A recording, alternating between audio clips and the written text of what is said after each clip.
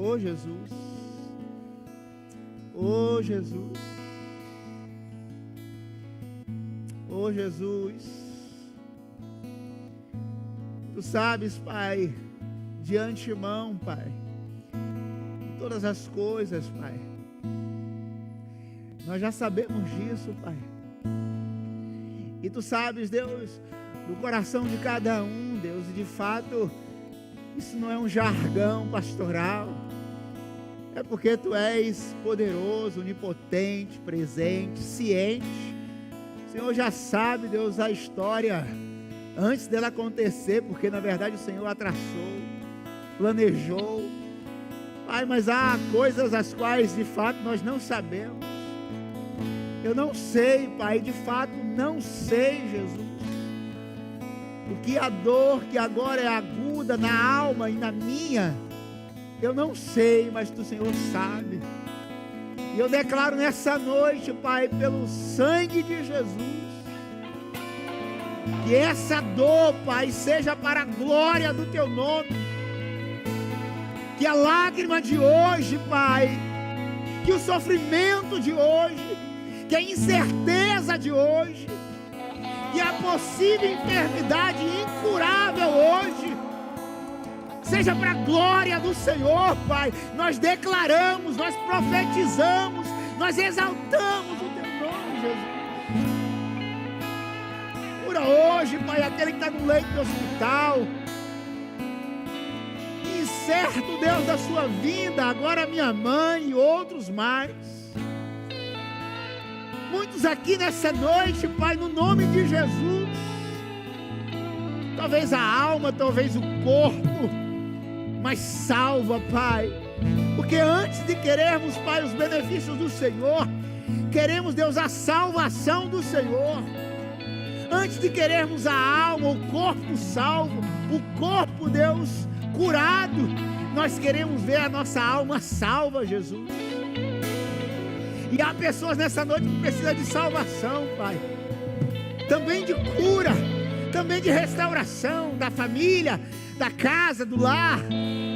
Ah, Deus, mas antes dessas coisas, a salvação é essencial. Jesus, salva, toca com Teu Espírito Santo agora, Jesus. É Ele quem convence agora, Pai, agora, no nome de Jesus, do pecado, da justiça e do juízo. Sara agora, Pai, cura agora. Isso não é determinismo diante do Senhor. Na verdade, nós estamos suplicando, te implorando, pedindo ao Senhor. E o Senhor está aqui, Espírito Santo. O Senhor está aqui agora.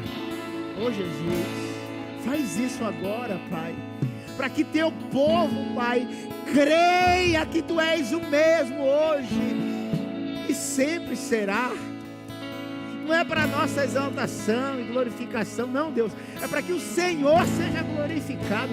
Deus, toca agora nesse filho, toca agora nessa mãe, toca no ventre, Pai, que o Senhor quer gerar, Deus, vida. Toca agora, Pai. Oh, cura, Pai, no nome de Jesus, e faz gerar vida, talvez o profeta dessa nação, Pai. Ah, Jesus, faz um mover, Deus, no nosso coração nesta noite, Pai. Oh, Deus, a arca está posta, nós estamos aqui e a Tua presença é real, Deus, no nome de Jesus. Oh, Pai, nós oramos na certeza, Pai, que o Senhor está aqui, que o Senhor está fazendo a obra no nome de Jesus. Amém, Deus. Amém e amém. Podemos sentar, irmãos. Segundo livro de Samuel, capítulo 6.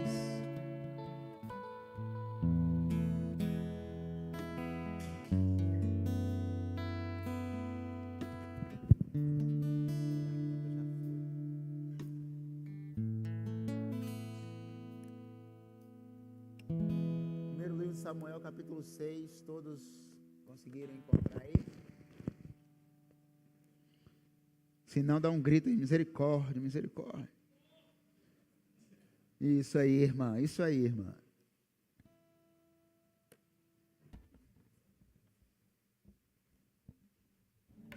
Já preguei nesse texto esse ano.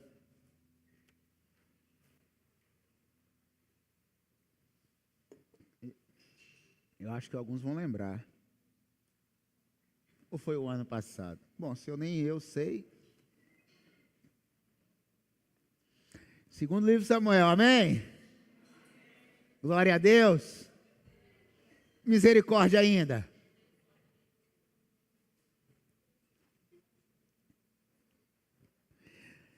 A partir do verso 10 do capítulo 6 do segundo livro de Samuel, diz assim: por isso, ele desistiu de levar a arca do Senhor à cidade de Davi. Em vez disso, levou-a para a casa de Obed-edom de Gade. A arca do Senhor ficou na casa dele por 3 meses. E o Senhor o abençoou e a toda a sua família.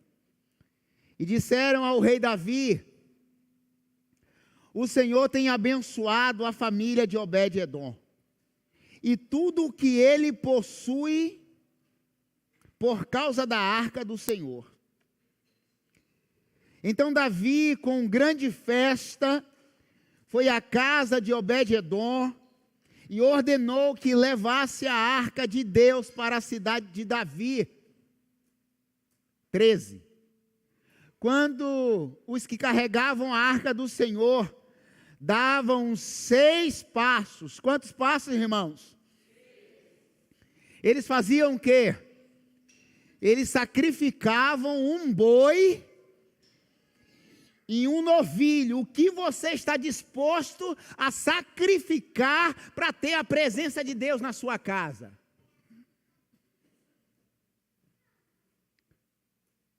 E era um novilho gordo.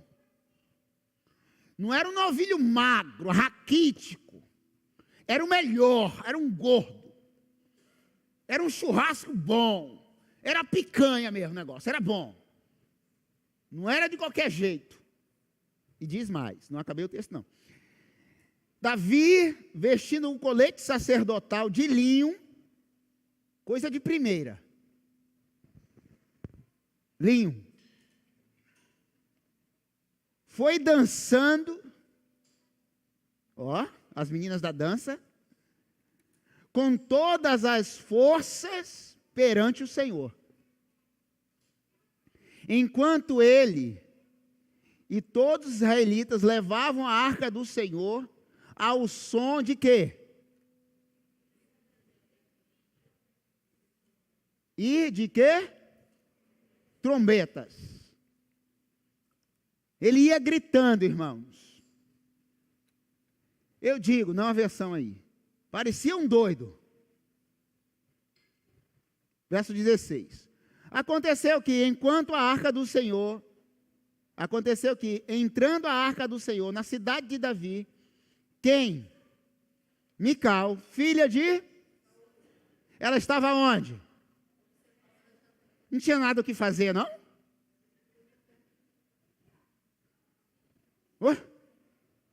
E ao ver Davi dançando, celebrando perante o Senhor, ela fez o quê? Ela não tinha mais nada para fazer do que criticar quem está adorando. Quem fica na janela só observa quem adora. Ou no mínimo cai da janela e morre como Eutico. Acabei de ler o texto. Irmãos, falar sobre as bênçãos através da presença de Deus. As bênçãos em nossas casas. Conhecemos a história ou não, eu não quero te explicar. A arca era a presença de Deus. Marcava, simbolizava a presença de Deus. A presença da arca era assim, Deus está ali nesse negócio. Toda guerra eles levavam a arca. E aí era certo de que a vitória era garantida. Israel vai para uma batalha, leva a arca da aliança. E quando levava a arca da aliança, pronto, a vitória era certa. E os inimigos tentavam fazer o quê? Vamos tentar roubar a presença. Uma vez que a gente rouba a presença de Deus, o povo fica frágil e nós ganhamos a guerra. Então, qual é a estratégia do diabo para tentar, e nunca vai acontecer, tentar nos tirar da presença de Deus? É roubar-nos a presença de Deus, ou da presença de Deus. E como ele faz isso? Irmãos, as estratégias são as mesmas, e nós caímos sempre. Porque aqui entre nós, ele é burro e mentiroso, e ainda é pai da mentira. Porque o diabo, ele não tem estratégias inteligentes. É sempre a mesma coisa, sempre. Talvez mude as circunstâncias, o momento, a pessoa, mas é as mesmas estratégias. E quase sempre nós caímos nela. Então, sem a presença de Deus, sem a arca, não tem a ação do sobrenatural. Não tem o milagre, não tem a vitória sobre as guerras, e aqui, contextualizando, sobre as guerras espirituais, as quais nós vivemos, e elas são reais em nossas vidas. Portanto, quando a arca de Deus foi tirada do povo de Israel, foi o fim, inicialmente, do povo de Israel. Por essa razão, há uma busca histórica por essa arca. Porque até hoje não se sabe historicamente onde, em que momento essa arca de fato se perdeu, em que momento, em que lugar. A verdade, irmãos, que Davi está vindo de uma guerra. O verso 1 do 6 diz assim: de novo Davi reuniu os melhores guerreiros de Israel. 30.000 ao todo. Ele reúne todos os valentes, um exército poderoso. Só que, no meio do caminho, literalmente tinha uma pedra. Tinha uma pedra que impediu a arca do Senhor de chegar ao seu destino. No meio do caminho teve uma pedra que fez com que o boi, os animais, viesse a tropeçar, a arca ia cair, e algumas pessoas com boa intenção tocou na arca. Irmãos, de boa intenção, disse o filósofo, o inferno está sendo pavimentado. Tocar em Deus não basta boa intenção, tem que ter santificação. Eu tenho boa intenção. Não, isso não é suficiente. Moisés, tira as tuas sandálias, porque onde você está pisando é terra santa. Eu estou aqui. Eu estou presente, eu estou pegando fogo aqui em cima. Então tira as tuas sandálias, porque aqui é santo. Não traga as suas impurezas para o lugar que é santo. Não toque em mim se você não se santificou. Pastor, mas hoje o véu se rasgou. É verdade, louvado seja o nome do Senhor, senão eu e você seríamos todos consumidos agora. Porque Deus sabe o que eu e você fizemos hoje. E graças à graça, porque assim não acontece. E fomos alcançados pela graça. Mas Uzai e outros tiveram a boa intenção de tocar na arca, e Deus fulminou, consumiu, matou. Chegou.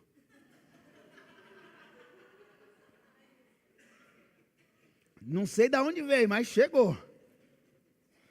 Aproveita aí e vê se está na promoção, irmão.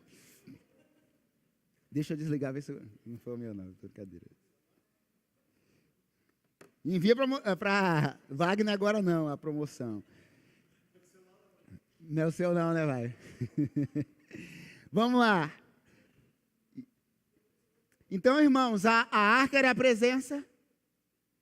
Tocar na arca, ninguém poderia tocar. Porque como assim alguém vai tocar em Deus? Era só um metal? Era só algo simbólico? Não.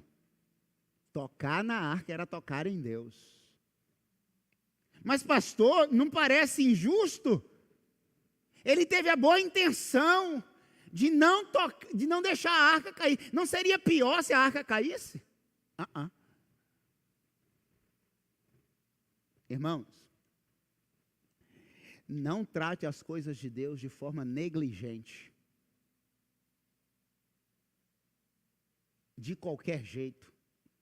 Eles foram negligentes.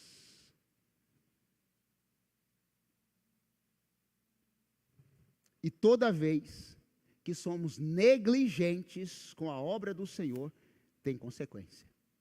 Alguém morre. Fulminado assim, pastor? Não, irmãos. De outro jeito.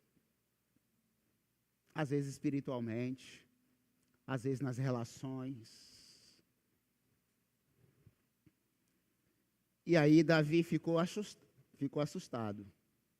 Ficou com medo. Diz o verso 9, naquele dia Davi teve medo. Medo de quem? Medo do Senhor. Ele teve medo do Senhor. Espera aí. Os meus colegas tiveram boa intenção e Deus assim fulminou. É ruim de eu tocar nesse negócio, hein? Aí Davi pensa assim, vou levar essa arca para casa de alguém, porque eu não vou levar esse negócio até a cidade, porque se até chegar lá ele já matou todo o exército. Digo eu, não a palavra. Porque se alguém resolver tocar de novo até chegar lá, quantos quilômetros depois, metade das pessoas vão morrer. Então Davi cria a estratégia de levar a arca para a casa de Obed-edom. Alguém gostaria de receber a arca da aliança na sua casa por 3 meses? Só 3 meses? Sim? Sim, ué. Sim. Por 3 meses, irmãos. Apenas 3 meses. Olha que privilégio dessa família. Por 3 meses, literalmente, porque ali representava Deus, Deus estava naquela casa. Será que tinha briga naquela casa? Será que tinha contenda? Será que tinha DR de Obed, da esposa, dos filhos? Quem era doido, né? Será que tinha filho desobediente aos pais?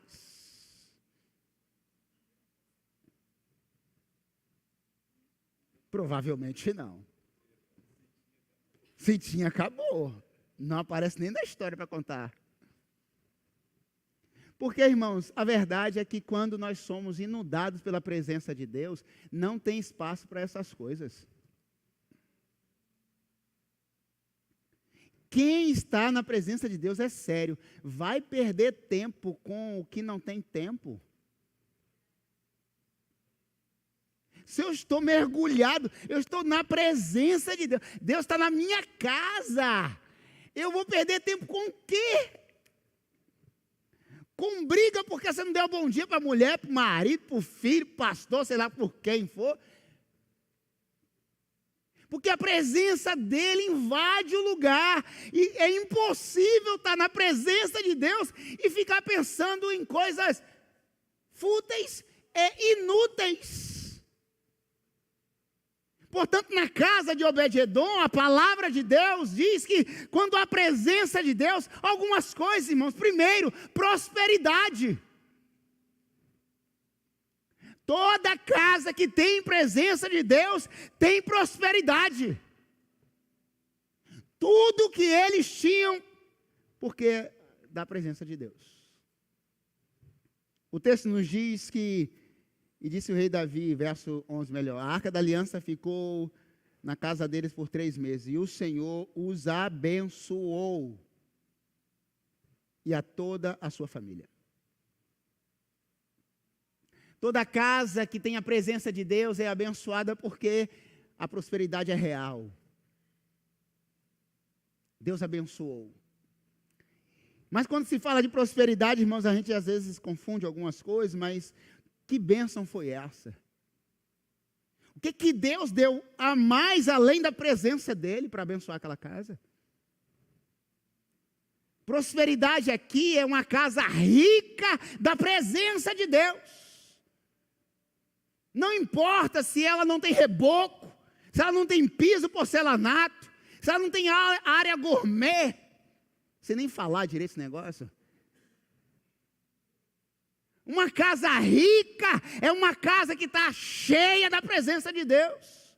Isso é prosperidade.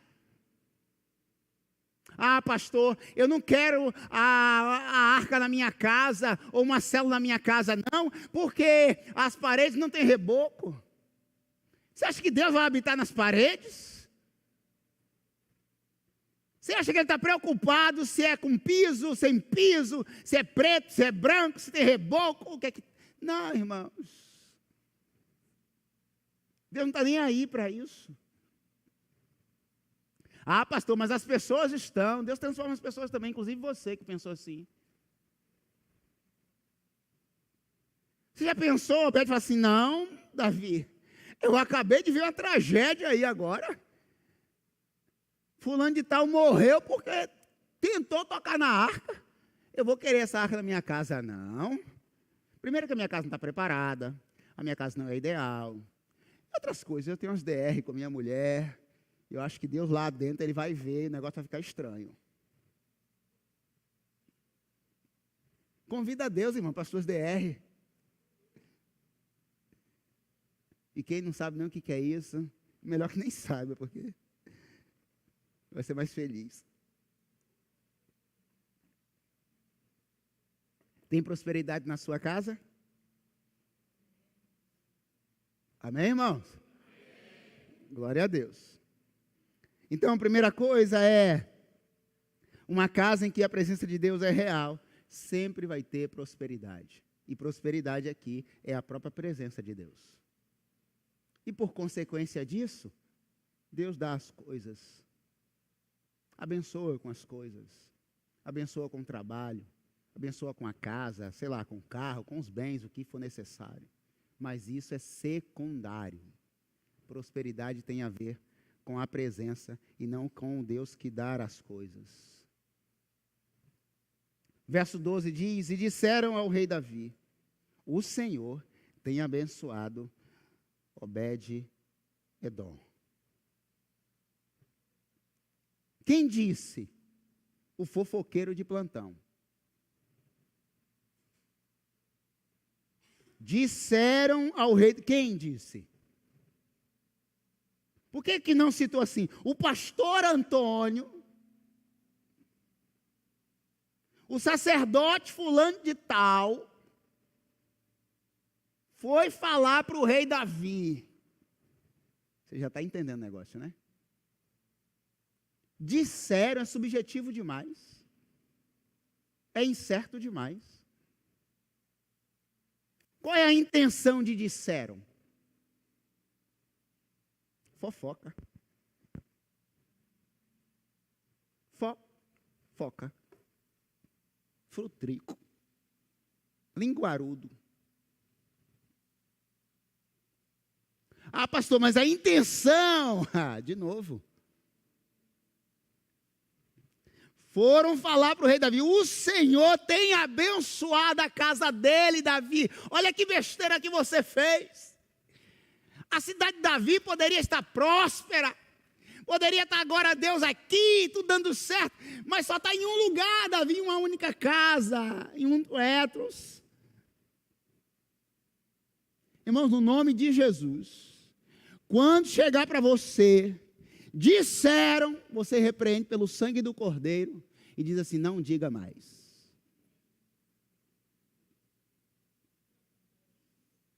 Porque uma casa que é abençoada pela presença de Deus não tem disseram.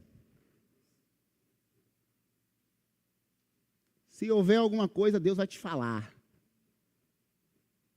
Você ouviu falar das 3 peneiras? Se não, vai lá no meu canal. Brincadeira, irmão. Está lá essa parábola. Tem que passar pelas 3 peneiras. Alguém chegar, disseram. Aí você fala assim. Quem disse, né? Isso não é as 3 peneiras, não. Eu estou argumentando com você. O que você vai me falar? Primeira peneira. O que você vai me falar? É verdade? Você viu? Tem testemunha?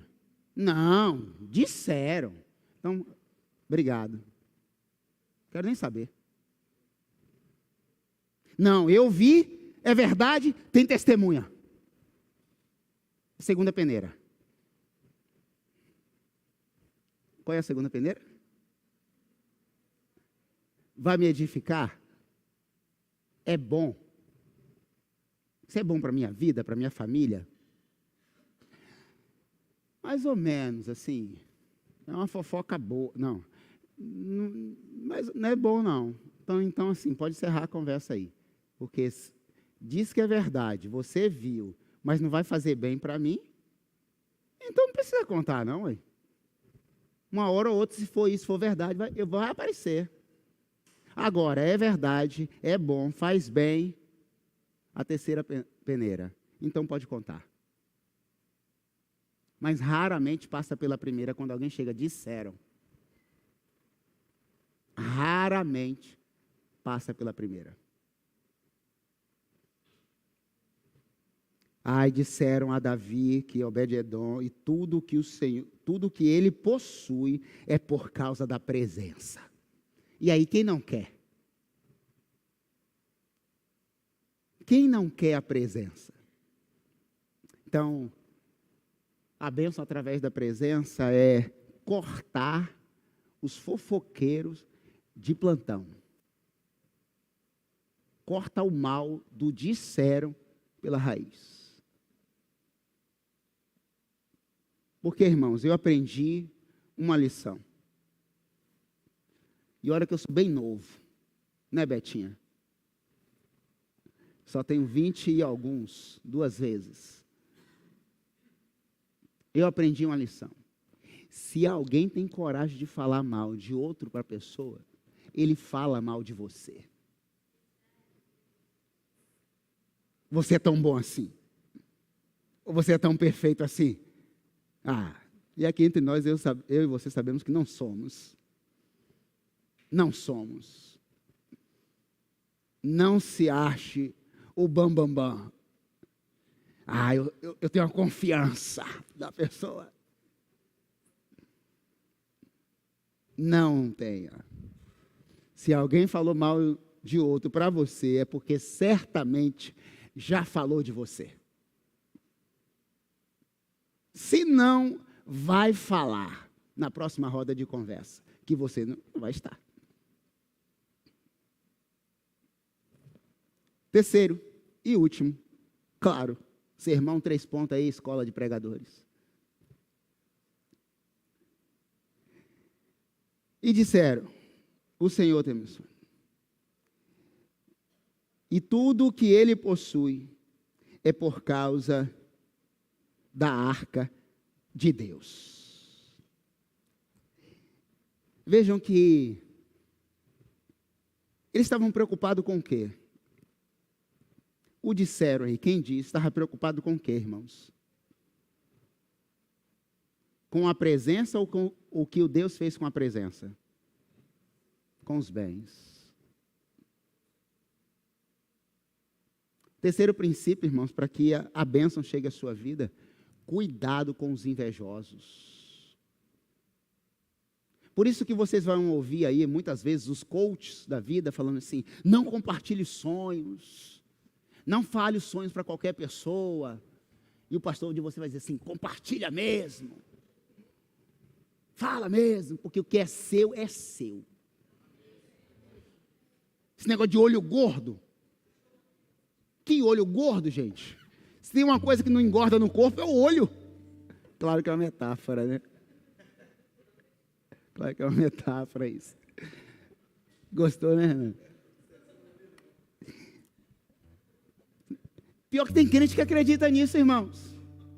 Sai olho gordo, ou então bate na madeira. Oh. Irmãos, o que é seu, é seu. O que Deus vai te dar, Ele vai te dar. O invejoso, aquele que cobiça, ele pode querer o que ele quiser, mas se Deus falou que vai te dar, se você não esquece isso, irmão. Se é seu, se você tem orado, buscado em Deus, você pode botar nas redes sociais, fazer banner, é seu. Ele vai te dar. Seja a coisa, o objeto, um bem, uma esposa, um namorado, seja lá o que for, é seu. Agora, se você tem dúvida de quem você está, não fale das qualidades dele ou dela para outra pessoa. Se você tem dúvida, se você não se garante,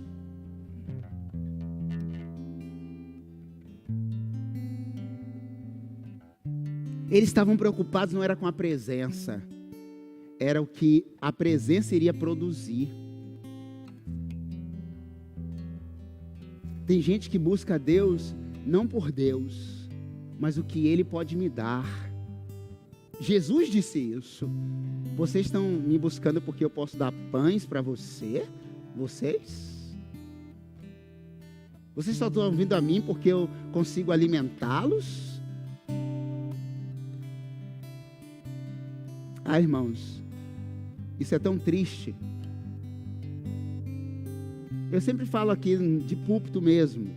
Eu não tenho medo, irmão, de compartilhar alegrias e frustrações, dores. Porque o Deus que me dá, ou o Deus que tira, é o mesmo. E eu vou glorificá-lo de qualquer jeito. Se Ele me deu, Ele tirou, bendito seja o nome do Senhor, é Jó. Se Ele me deu, em algum momento Ele vai tirar, porque Ele entende que é necessário tirar. Então Davi, concluindo, então Davi, com grande festa, foi à casa de Obed-edom. Irmãos, lá na casa de Obed-edom, que não cabe aqui falar sobre a genealogia, senão vai requer um tempo. Lá na casa de uma pessoa, de uma linhagem, mas era uma casa simples. Tem a presença de Deus e agora a presença do rei. Privilégio de ter a presença de Deus por 3 meses e agora o próprio rei vai lá na casa de Obed-edom buscar a arca. Mas para levar a presença de Deus para a sua casa, tem um processo. Para a bênção do Senhor chegar na minha casa e na sua casa, tem um processo de sacrifício, irmãos. Teve um processo de sacrifício. Nenhuma aliança é constituída em Deus se não houver sacrifício, derramamento de sangue. Entenda isso. Toda aliança em Deus tem que ter derramamento de sangue. Toda aliança, tanto a antiga e quanto a nova. E Davi sabia disso. E o que foi que Davi fez?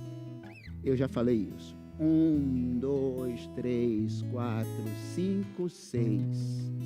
Um novilho gordo era sacrificado. O sangue era derramado. Você sabe quantos quilômetros isso foi feito? Por quantos quilômetros isso foi feito? Para ter a presença de Deus de volta na cidade de Davi? Quantos cabritos, carneiros foram mortos, sacrificados, e quanto sangue foi derramado? Imagine, irmãos, daqui para Vila Velha, a cada 6 passos,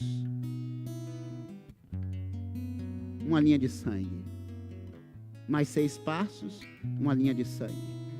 No final do trajeto, a arca no seu devido lugar.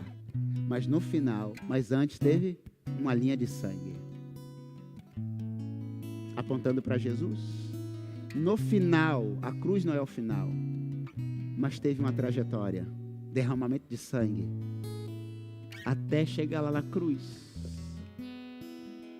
Esse mesmo processo tipifica ou traz a pessoa de Jesus. A presença requer sacrifícios. Pastor, você está dizendo que eu preciso derramar sangue? De jeito nenhum. Já foi em Cristo Jesus. Mas eu e você precisamos sacrificar algumas coisas. Principalmente o eu.